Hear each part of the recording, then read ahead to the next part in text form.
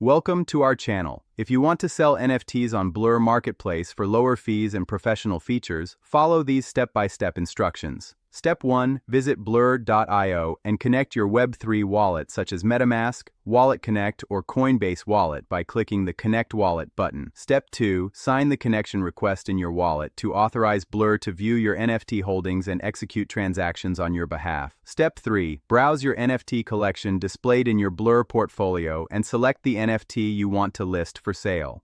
Step 4. Click List on your chosen NFT and decide between listing on Blur exclusively or creating cross-marketplace listings simultaneously.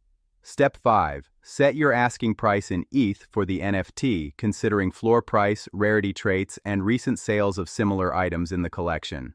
Step 6. Choose your listing duration, typically 1 month, 3 months, 6 months, or custom time frame before the listing expires if unsold. Step 7. Review listing details including price, fees, and potential royalty payments to the original creator, then sign the transaction in your wallet. Step 8. Monitor your listing through Blur's interface, adjust pricing if needed, and respond to offers from potential buyers promptly for successful sales. Don't forget to like this video and subscribe to our channel.